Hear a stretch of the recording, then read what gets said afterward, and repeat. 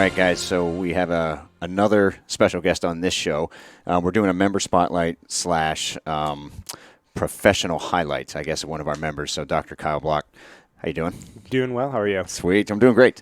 Been trying to get Kyle on for a while, but he's a busy dude. So now that we nailed him down to a time and a date, we're going to dig deep into a little bit of Kyle's background, particularly as it pertains to the gym, but more importantly, now I have a working professional in here that's in the healthcare business. We're going to just kind of jam a little bit on what's going on with that field.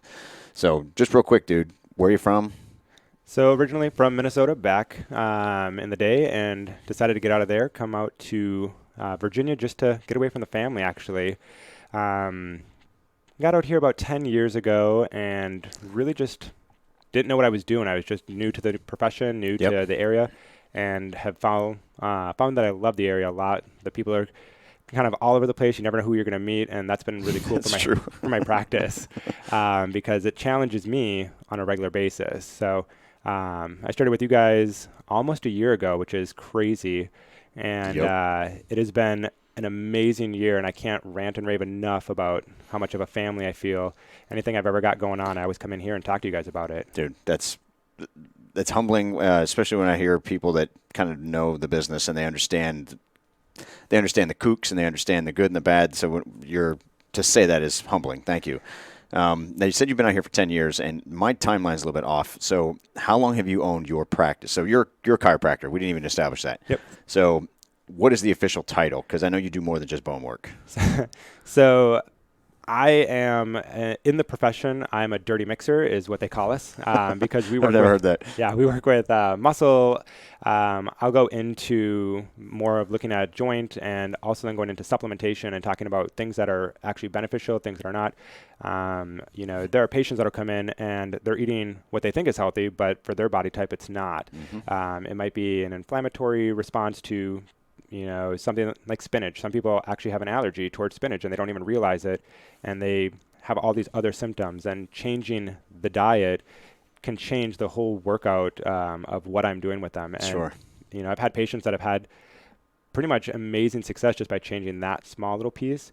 And in chiropractic, we don't think about that. We think about it, we're just bone crushers, and we just smack them into place and send them on their way. And it's so much more than that nowadays. It's really become a lifestyle, just like the gym. And that's why I love coming here, because it is a lifestyle. There's going to be ups and downs. There's going to be things where you do really well for a while and then you kind of fall back, and these ebbs and flows. But it's understanding that it's not just a quick and here and now. Yep. So I want to dig more into that, because you're getting into the area that I get excited about, which is just total welfare and care. And it's everything from supplements to food to the actual care board certified professional that goes further with the client.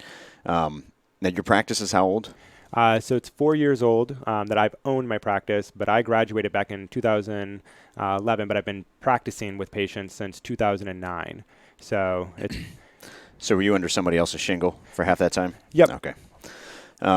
So you got your own practice and you had to establish your own client base. And I know there was some kind of wonky shit with the way you bought your practice, and you had to kind of dig yourself out, and you're kind of self-made now, right? Yeah.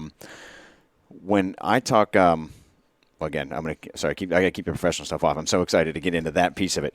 All right. So you've been with us for a year, mm-hmm. and I always like the retrospective, to go back and just say, hey, when I'm talking to a new client and I give them the frame to say, hey, think about where you'll be in a year, most people freak out because people don't want to think about all the work that's involved between now and a year. So I've actually knocked that down to just think of where you'll be in a month. Think we'd be in 3 months. But now that you've got a year, you can have conversations with people and be like, what has changed? What's the biggest takeaway after a year? Because you didn't do CrossFit. You came in through our CrossFit side, and you did not do CrossFit before, right? Right. All right. So after a year, what's your biggest takeaway?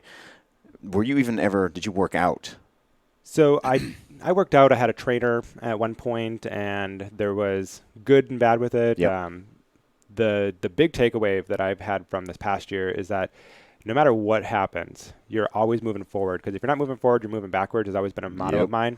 And there have been times over this last year where I slacked off and I didn't do something. But what I've learned is that I've continuously gained. And it was cool to see where I was, just even last week when we were doing some simple lifts. And I can now bench press my body weight, which I was like, holy crap. And I couldn't even get a deal. 45 pound onto the bar a year ago. So now it's like, oh, 45 pounds, here we go.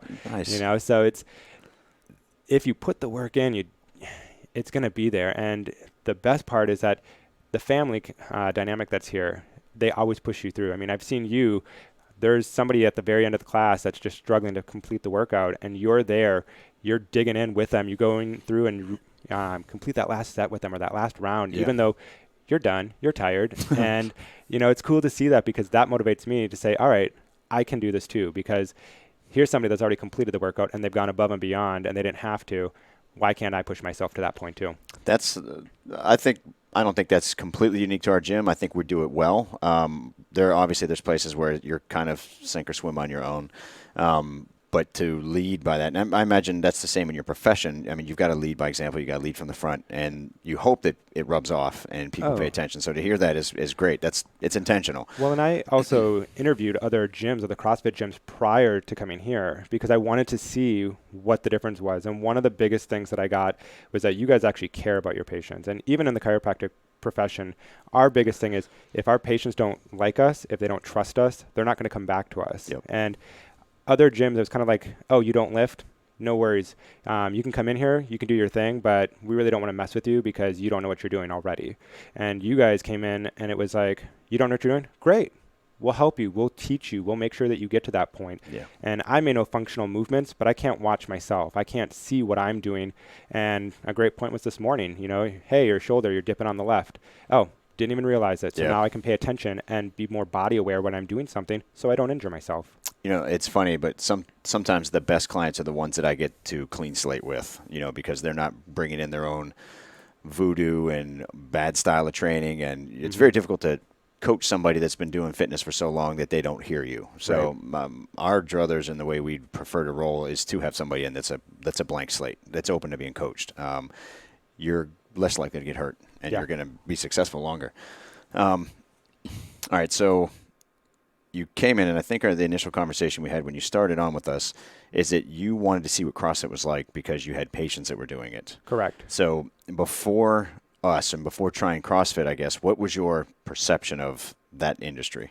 So my perception has always been keep an open mind. If I don't know something, it doesn't mean that it's bad. It doesn't mean that it's good. I need to learn more about it. And I've had patients that, and I can't believe I'm going to admit this, but I had a patient who was a pole dance fitness, and I went and took one of the classes because I couldn't figure out why her hamstring wasn't getting better. And she and I went on the pole, and it was not pretty. But at the end of the day, I figured out what it was. So having that education, having that knowledge. That's huge. That's someone that goes beyond, you know, when you really want to understand your client's pain, you're on a stripper pole with them. Or dancing pole. Do they call it stripper in that business? I don't know, but I do. So, so it's just, okay. So it's a tool of the trade. Exactly. All right. Now, are you more encouraged or discouraged with CrossFit as a fitness trend or as a sport? Do you see it as something that's long-term, or do you see it as something that's going to kind of burn itself out? I think it's a long-term thing because a lot of it is if you do the movements correctly, it's all functional-based movements. You can watch anybody go through the motions at the gym and they have no idea what they're doing. The one thing that CrossFit offers is that it really is about getting you down to the roots, getting you down to the basics, understanding what it is that you're doing, and then building on top of there. It doesn't matter if you lift 10 pounds or if you're lifting 10,000 pounds or whatever it is, but if you're doing that movement correctly, you're going to be fine. And I've seen people at the gyms in the past that I wouldn't even go up to because they're huge. I mean, I'm not a big guy. I don't lift heavy weights, but I would see these guys lifting, 500-600 pounds, and I'm seeing them doing it wrong. And I'm like, dude, you're going to be in my office one day. Yeah. And here, what I've noticed is like, if I can get to somebody and I can actually coach them on something, tell them what's going on, that's going to be a way for them to prevent it. And that's what I love about CrossFit. And that is a reason why I think it's going to stay, is because it really allows people to coach each other and understand that practice doesn't make perfect, but perfect practice makes perfect. Nice. And so that's a saying that I've gotten by mentors over the years, and it's 100% true. There's perfect practice when we go into these classes, and people are like, well, I don't want to do the classes. I just want to go in, do my workout, get out. Yep. you're missing the whole point then. You're missing what the importance of having that class dynamic is, because you have all these other eyes watching you, making sure you're doing what you're supposed to do. And that's missed in most of the other industry portions, where you go to an Anytime Fitness, they have the big thing, don't drop the weights. Yep. Well, I'm sorry. Sometimes you need to drop the weight. And holding onto a bad lift is an ignorant way to lift. Exactly. Yep, you're right. Now, as far as the business goes, so to talk a little bit, just a little bit of where CrossFit's going, and what I've seen in the past is CrossFit is a methodology itself, and I was more drawn to that sport just because of the intelligence of the structure of it. The founder of CrossFit, Greg Glassman, he was a very eloquent writer, and he was very specific and scientific in the way he put things together. And I was like, as a whole, it's like communism. Communism on paper looks fantastic, but in practice, the human element changes things, and you're going to lose the intent, and it's never going to be the right outcome. Right. CrossFit is a sport itself, and I've seen this because you've got people that just have a natural brute strength to be able to do things they're not supposed to. And most immature lifters and immature fitness enthusiasts, if they believe they can get from point A to point B, picking the weight up and getting it to its destination, then everything else in between doesn't really matter. It's kind of just in the way. And as long as I can flow from A to B, I'll figure it out. But there is a competitive, even internal competitive edge within CrossFit that makes people want to do more than they should. Mm-hmm. And we've seen it here with hundreds of clients where it doesn't take much for an adult shoulder to go out, right? It doesn't take much for where the lumbar is put together that you start having problems in the lumbar spine. Mm-hmm. And it's not so much knee problems as much as the lower back and the shoulders more than anything else. But it's a sport that is not regulated. If you don't have a strong enough a coach in place to keep people from doing something stupid, they will hurt themselves. And after a while, the coaches, I was overly cautious on people. So to the point where it turned people off. It's like, hey, just leave me alone. I want to go do these things. You in the profession understand that if you can see somebody doing a bad lift, it's not your responsibility because you're not in that capacity in that place. But you can see from one human to another, what you're doing, sir, is going to bang you up. You're not going to move well. And for you to come in here and you can spot human movement and see where things are going. CrossFit as a whole, that will be its downfall, is that there aren't coaches strong enough to keep people from developing faster than their body is able to develop. I agree 100% with that. And I don't know where the industry is going to be able to go to stop that, because even the injuries here, with as cautious as we are, it's prevalent. And this is something that CrossFit doesn't really talk about because they say, well, if it's done properly, the injury rates are very low. But it just takes one middle-aged guy to come down off a regular pull-up with that incorrect form because they don't have the structure to support their body weight on the descent to screw up a fragile shoulder. Right. So that's my rant for that. All right, so you had mentioned your biggest gain. You said it was you're able to bench press your body weight. Yeah, that was pretty impressive, actually. Is that your biggest, hoo-yah over the past year? Is that the biggest strength gain you've seen? Oh, yeah. I mean, for me, my legs have always been strong. When I worked out with a trainer in the way past when I was in undergrad, I had a trainer that was competing for bodybuilding competitions, and I was one of the few people that he was training that could outlift him in legs, and I never even had to try. I mean, it's just Minnesota stocky build. Yeah. And so, he'd set me down, and, I'd warm up with 220, 300 pounds and just no big deal. And then I'd switch to one leg and just do presses, and I'm like, all right, that's cool. And he's like, dude, that's just not normal. And I said, I know. I want an upper body because my lower body doesn't match the upper. You got to catch up. So I'm the reverse chicken leg syndrome. Chicken upper. Exactly. Well, benching body weight is a big milestone. Anything that you can hit that's half, three-quarter on body weight, 1 1/4, 1 1/2, those are the milestones that I typically am more impressed with people that can manipulate their body weight and stuff, as opposed to just random RX weights. Mm-hmm. Show me this proportionate to your body weight, and that's pretty dope. So congrats. That's not many people get that type of a gain. Legs, I think, strength is easy to get up, but upper body strength, that takes a lot of work. So yeah, that's kudos to you. Your nutrition's been on point then. Let's dip over to professional. Okay, so chiropractor. One of my favorite gym memberships was always Gold's. Mm-hmm. And there was a real big one in Chantilly about 15, 20 years ago, they had an actual chiropractor built into the gym itself. So when you walked in, it was chiropractic on the right, the rest of the gym on the left. And part of their shtick was, oh, let's go get in front of the chiropractor. You're getting started. So it was a real nice little referral business they had built in there. And when I was talking to the chiropractor back then, they were like, yeah, your shoulders aren't even, your hips in the opposite direction, this, that, and the other. No, by the way, we can fix you with this many visits. I was like, you're out of your mind. I can't afford any of that shit.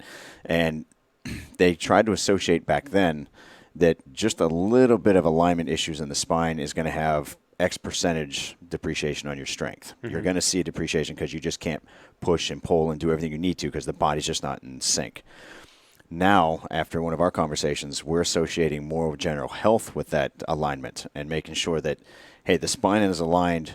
It's not just about I have a bad back or I don't feel right sitting in a car all day. I'm a little bit uncomfortable. But now, looking from the neck down, working your way down the spine, they're associating health with the organs in those general regions based on spine health. Oh, 100%. So when you're looking at the top end, you're dealing with your heart, your lungs, and it works its way down. Do you want to elaborate a little bit on that? This is the cool shit that I was hoping we'd get to. So this has been known since back in the day when chiropractic really started. So D.D. Palmer and B.J. Palmer, when they first came out, they had no clue what they were doing. They were just smacking people around, and it was a fortunate coincidence that there was a guy who had a hearing problem that happened to be tied to his sympathetics, and they adjusted the upper back area. And the story goes that the guy started getting his hearing back, and that's when they started realizing, holy smokes, we've got something here. And so they started diving in and figuring out, all right, what's going on? Why is this working? So when you start up in the neck, people who have chronic headaches, chronic gland issues, so they're constantly getting sick, constantly having these earaches, tinnitus in the ear. Those are all associated with that upper cervical. So think of the base of your skull down midway through the neck. So all of that is stemming from that area. Then we start looking at the glands, and we start looking at the thyroid issues, those kind of things. Fatiguing, all of that. We're looking at the middle of the neck down towards the base of the neck. You got shoulder issues, you got hand stuff. All those nerves that are coming out there go into the hands, go into the wrists, go into the fingers. And the best way I can describe it is we always think that wherever our pain is in our body, that's where the problem starts from. And that's not always the case. A great example is if you squeeze your wrist hard enough, you'll cut the blood supply off and the nerve supply, and your fingers will start to tingle. The problem isn't in your fingers at that point, it's where you're cutting that blood supply off. Same thing happens with the spine. So when we start looking on the rest of the way down, that upper thoracic, so right where the traps are going down into the shoulders, those first 4 vertebrae down control all of your heart and your lung. Now, if you have an injury, let's say you're doing pull-ups incorrectly for however many years, you're constantly jutting that head forward when you go things into a press or into any type of motion because you're constantly leading with that head, you're going to constantly be straining that portion of your spine. Well, that extra weight eventually starts to degrade the bone, which then shortens how much lifespan you have in that bone. The bone starts to try to remodel itself. You've got bone spurs that form. You've got all these things. The nerve now is compressed because the opening changes, and now you have chronic bronchitis, you have chronic heart problems, heart disease, and it's all because we didn't take care of the spine from the very get-go. And it's not something that happens overnight. I can't tell you how many times patients have come to my office like, I felt great, I don't know what was going on, but then I bent over and I picked up a number 2 pencil. I'm like, well, it must have really been a lead pencil then because it threw out your back? I don't think so. This has been going on for years. It compounded over time. Oh, 100%. Now, you brought up, obviously it's relative because we're talking about as it pertains to the CrossFit itself. So we're looking at like the pull-ups is the example you gave. How much do you see, what's the average age of your clientele?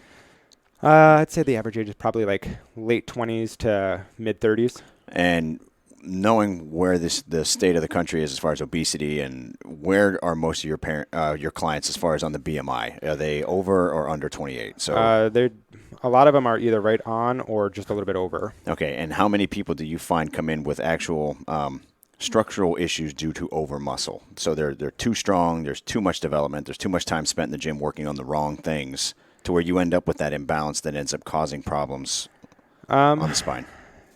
Severely that way, I've had like maybe 2 or 3, but there are a lot of people that just have imbalance in general because we're in a situation right now where we're constantly using the front side of our body all day long, right? So when we sit, hip flexors are engaged. When we grab for things, we're engaging the pec, we're engaging everything in the front of us. We never engage the back side. So we're almost all in a state of imbalance, no matter which way you look at it. And it sounds crazy to say that we're all in an imbalance. But when you think about what you do on a day-to-day basis, think about everything that you do. How often do you push your leg behind you? How often do you reach behind you? How often are you extending your arms? Your arms are generally flexed because you're typing all day long. Right. So everything is in the front of us. So, to say that there's an imbalance, I would say almost every patient has to have some type of imbalance. It's just how severe is that? And I always try to tell a patient that it doesn't matter how severe it is in the medical terminology. Any problem is a severe issue and a severe disease-causing problem, because if you don't take care of it now, I promise you it will become a bigger issue later on, and it's a compounding effect. Everything that is a disease, it's degenerative unless you stop it or you fix it and reverse it.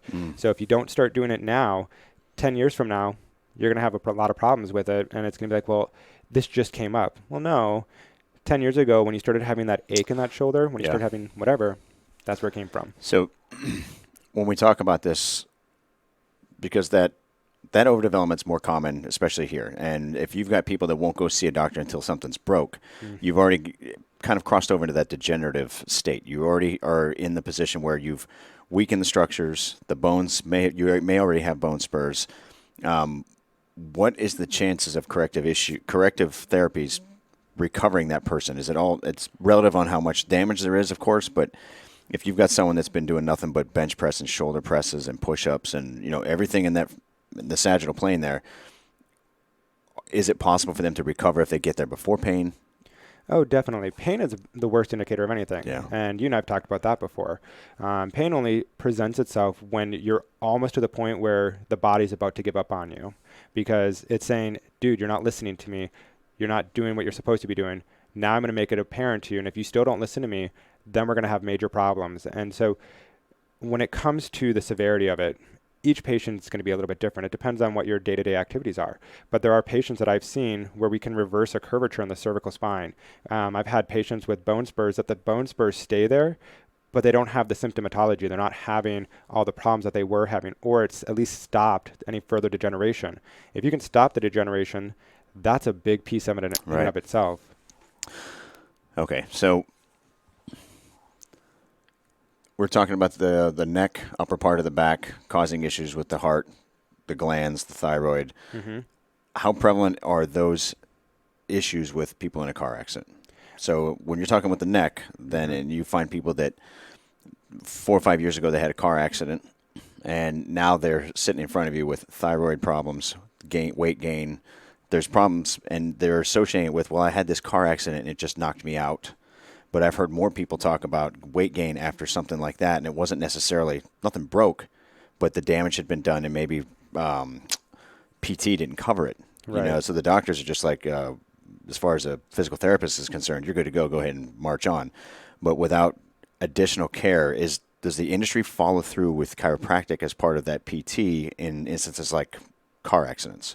Is that part of it? Yeah. So with chiropractic, we always tell everybody we're not competitors with PT. They do their thing, we do our thing. They're separate, yep. And a lot of times patients are thinking, well, I went to the PT and, I got all my exercises and, that's all I need to do. And I always tell patients, they're not adjusting. The number one thing that chiropractors are doing, we're adjusting. We're putting the spine back together.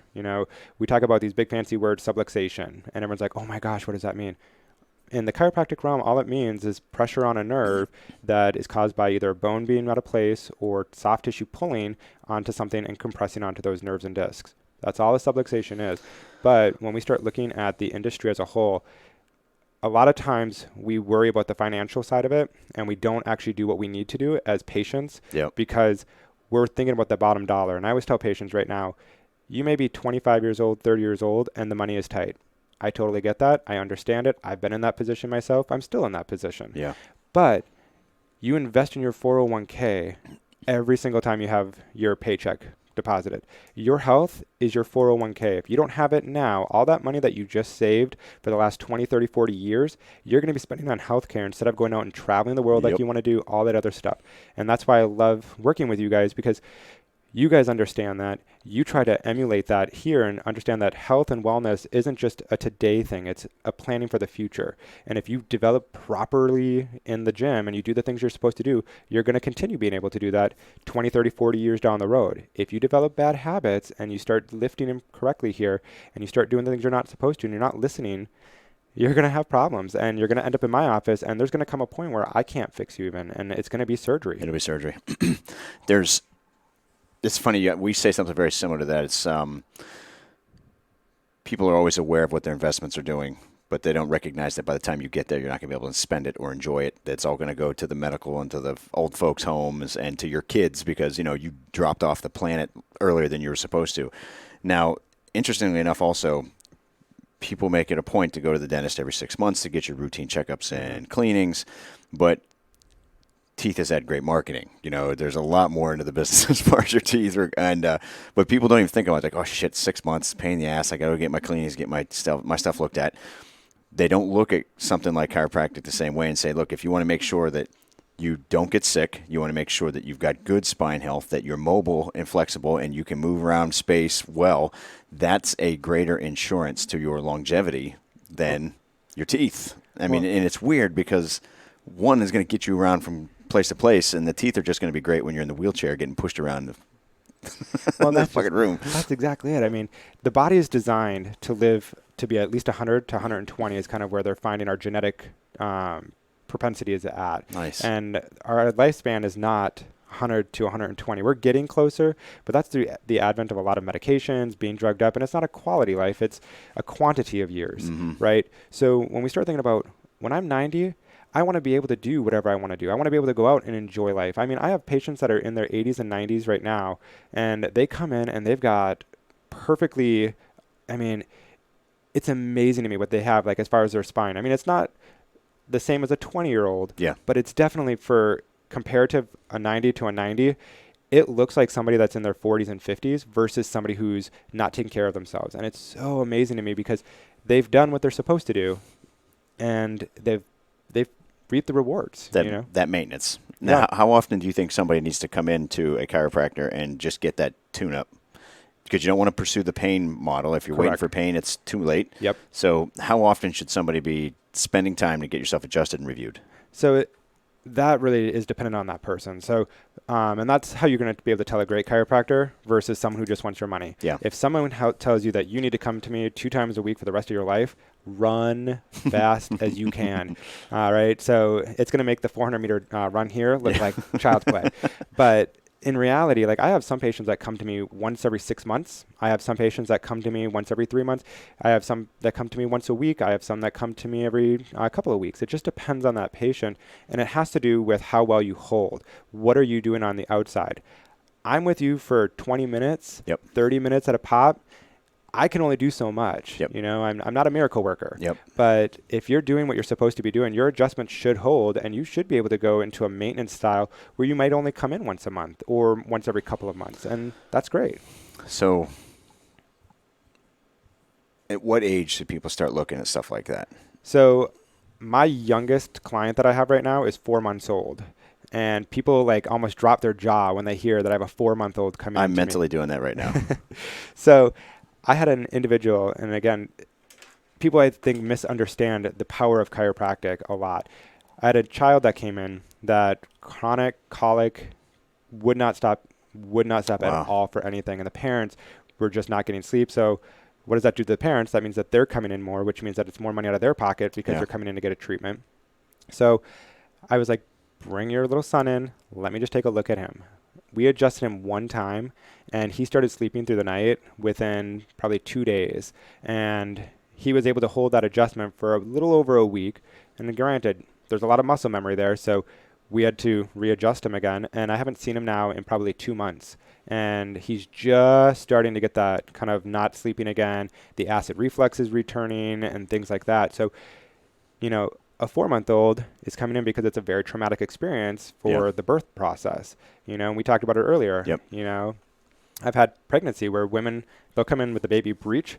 You do some adjustment, you work on the round ligament, you open up the uterus, and all of a sudden the baby has to have that ability to flip. It's got room to move. Exactly. That's one of the things that, because you're your regular physician's not going to take care of that. Your PT's not going to take care of that. So as a whole, and every trade, especially even fitness, I look at myself as a bigger role than I see a bigger place for fitness and nutrition than maybe a chiropractor does, which maybe than a registered nurse does. There's maybe a nutritionist does. And when you look at all these pieces of your life team, your medical should be the last one. You go to your doctors for your routines, but any other time you show up for an MD's attention is usually when something's broken or wrong. But everything below, we're not talking about palliative care at that point. We're talking about keep me from going to the doctor. If you just took 10% of all your savings, so you've got a budget for savings, take 10% of that and start applying it to all your wellness and overall care. You already care sometimes to, fashion. You got people that'll dump money on fashion without even thinking about it, right? Starbucks coffee. It's Starbucks. So there's a budget for that. But if people could understand that if you reallocated some of your time to you go to the dentist already, go to the chiropractor and get at least a quarterly review, Definitely. right? The fitness thing, your body every day is trying to kill you. Any day that you don't try to keep yourself healthy, your body's working on dying. Your body wants to stop moving. It doesn't want to keep active. So if you can roll up spending time for, so to start out, meditation, getting into where you actually have the peace of mind. Then you get into the physical strength. You need to be able to do the 7 foundational movements. You need to be able to run, walk, lunge, push, pull, all the basic things of being a human. Well, in doing those, we have accidents and we misalign ourselves, and we've got things that go out of wonk. So you've got to go and check in with that. Then you go do your female care, and then you do your guy care, and then you everything. And if you're on point with all that stuff, the gamble is that you hit 50, 60 years old feeling like a 40-year-old. It's the worst thing that can happen. And people look at it as in it's a cost factor. It's like, well, I don't want to sink money into those things because I can't. There's no benefit to buying tires for your car either. But shit, you got to buy them every 50,000 miles, or there's consequences to pay. So probably I would like to get to it more. I'm real bad about going and getting care once I'm hurt. I try to do my own old school kind of rehab, what I've picked up, YouTube, university, all that kind of shit.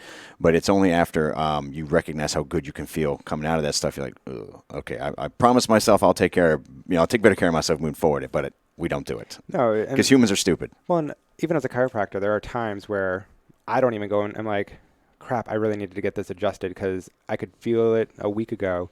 And my front desk gal, Joanne, she always yells at me. She's like, you're a chiropractor. Take your own advice.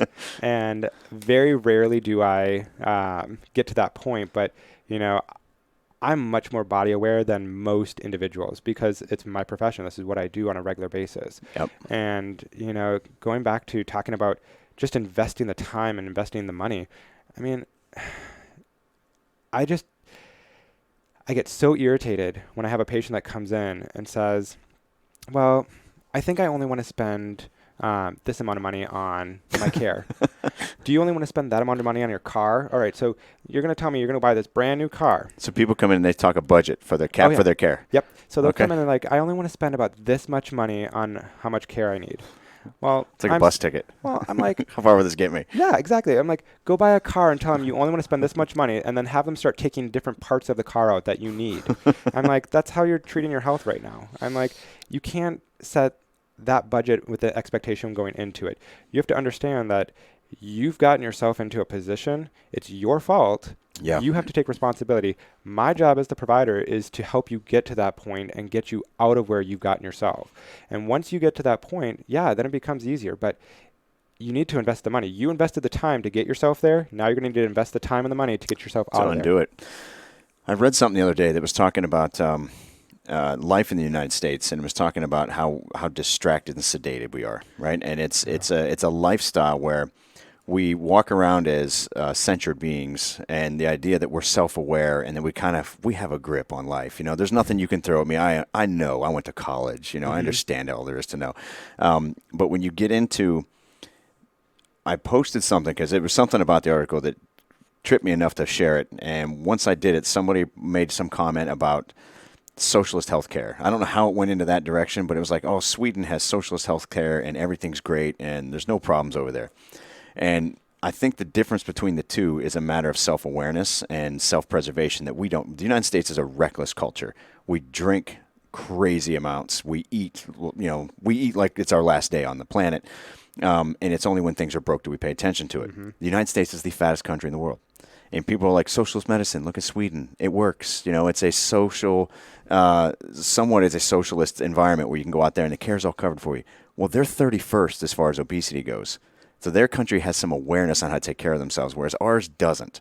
Well, I think part of that problem is that our model of quote unquote healthcare is not really about healthcare, it's sick care. Yes. Healthcare is really thinking about the healthy things that you should be doing. So, yep. Kind of what we've been talking about, the making sure you're doing the right workouts, making sure you're doing the right eating, making sure you're getting enough sleep. In chiropractic, we have 3 things that cause disease: thoughts, traumas, and toxins. What you put into your body, what you do to your body, and how you feel are what cause disease. That's brilliant. You can pretty much trace every single disease back to those things, because most diseases start with the gut. So if you're eating like crap, yep, I guarantee you there's going to be something that develops because you don't have the building blocks to build proper cells. You don't have the ability to repair all the genetic issues or injuries that are going on there. So what ends up happening, it all starts to break down. You have what are called telomeres. Think of them as being little blockers at the end of each of your genomic pieces. And as soon as those are gone, that's when all chaos breaks loose, and you don't know what you're going to end up with. It's the fuse. It's the fuse on your genes, on how much longevity you got. There's a test for that, actually. You can go out and get your telomeres checked. I've always been freaked out. I was like, I don't want to find out I burnt through most of them. I was like, no, I'm good. I'll just figure it out when I go. Okay, so it's cool. We got kind of similar school of thought. Do you think it always feels like I'm fighting uphill? Because most people, again, they look at fitness just like maybe they look at chiropractic, like they look at regular healthcare. It's a short-term adventure. It's just something I'm going to do for the moment, and when I get bored of it, I'm going to move on. Because people haven't allocated that time. It's tithing for their lives. It's the 10% that you need to contribute and donate to yourself. That's all about living better, sleeping better, better sex drive, better relationships, better spiritual relationships. There's all those things that contribute to it. And people are so quick to do the bare minimum that they're not really living a fulfilled life anymore because they're shit sedated. Going back to that article I was talking about, they live a life of what's the next drug. Drug being food, being booze, being toys, possessions, the job, anything that steers our attention away from ourselves and our relationship with God kind of takes away the value and the vitality of our life. Do you think our society is capable of digging ourselves out to being less than the fattest country on the planet? Do we even have what it takes? I think we have or at least I hope that we have that capacity. A lot of it's going to come down to just choosing to make those decisions. And a lot of it is stop being lazy. That's what it comes down to. We're all lazy. And I shouldn't say we are all lazy, but a majority of us are lazy. We become compliant in what we want to do, and we basically sacrifice, I'll do it tomorrow. Tomorrow is always, I'll get it done tomorrow. And it's expected it'll be there. Yeah. And I'm just as guilty as everybody else. Like, there's been some times where I'll get backed up on something. I'm like, I've got tomorrow. I'll get it done then. And then tomorrow comes and something pops up and I don't have time to do it. And now I'm sitting kind of in a pretty piss poor position to be, how am I going to get this done now? And then it becomes cramming. Now I've increased my stress levels. Now my cortisol levels are going through the roof. Yep. Now I'm going to start retaining fat. And it's just a domino effect. So we do have that ability, but we have to consciously make that decision and make it become a habit instead of just relying on, I'm just going to start it tomorrow. I'm going to get the last little bit out today. Because every time that we say we're going to get the last little bit out today, tomorrow is, I'm going to get the last little bit out today. And it's just this really horrible negative feedback cycle.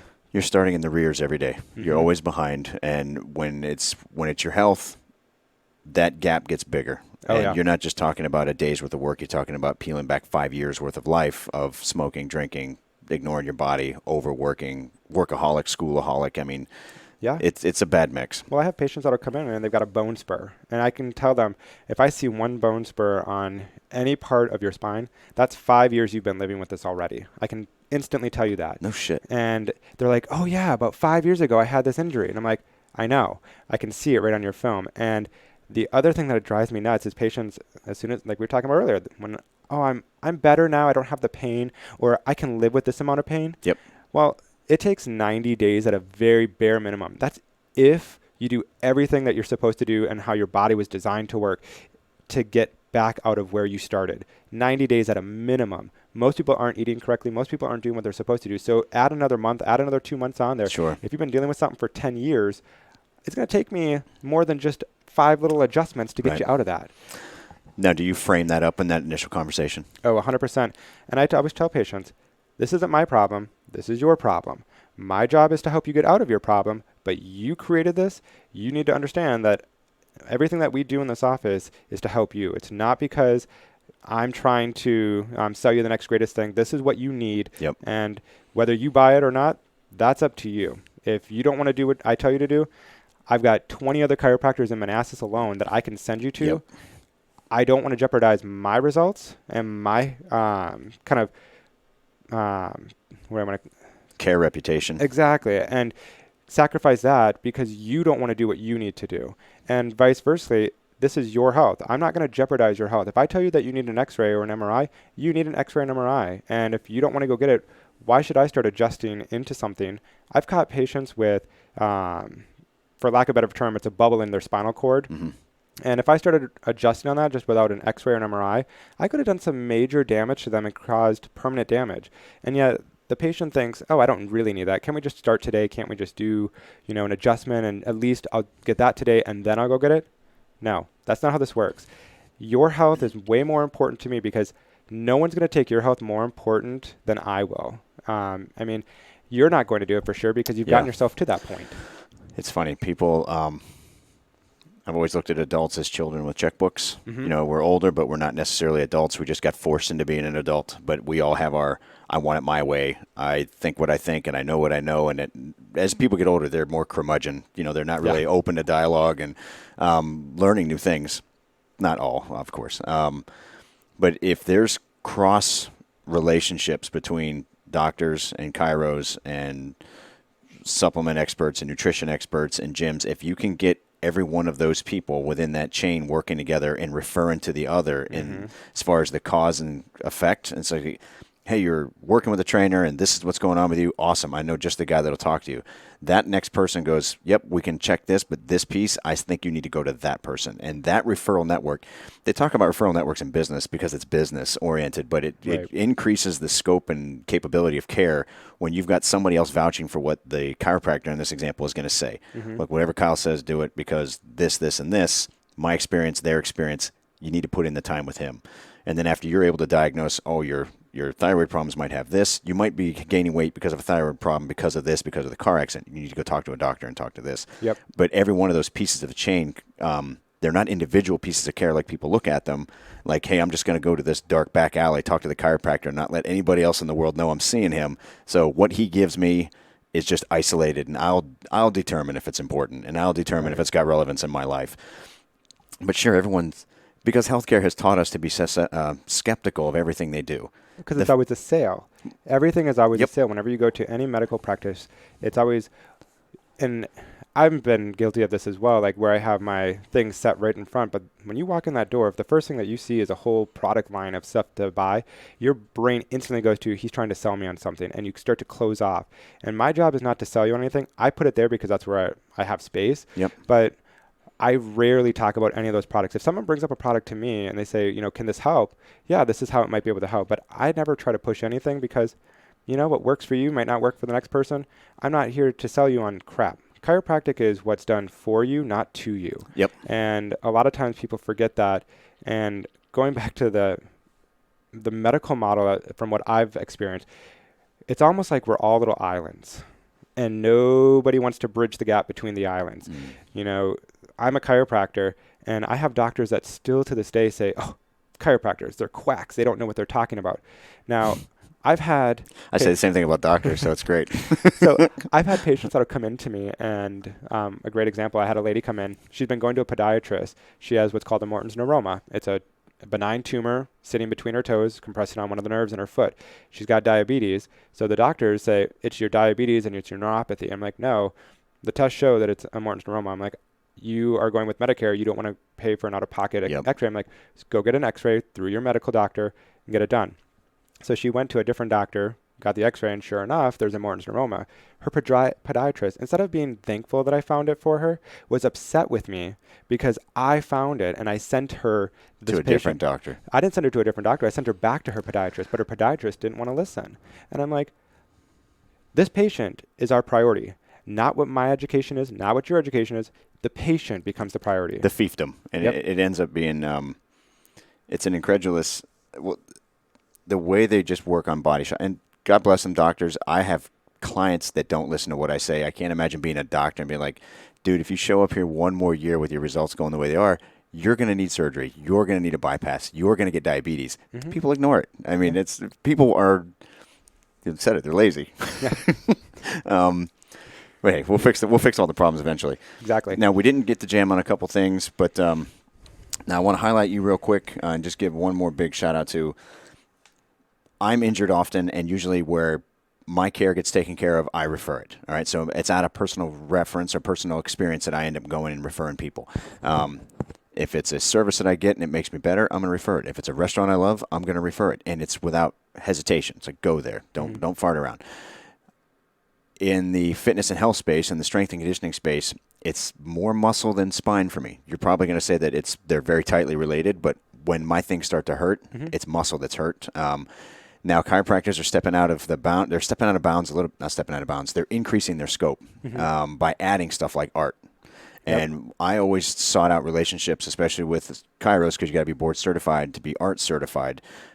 You do that as well. Now, do you have a real brief summary on what art is? So ART is basically an active release technique is what it stands for. So you pin the muscle down, whatever its action is that you're going through, you're going to hold on to that muscle and stretch it beyond its normal strength or stretching capacity. And what that does is it gets a much deeper stretch. It breaks up any adhesions or knots that are in there and just kind of gets that tissue moving back the way it's supposed to.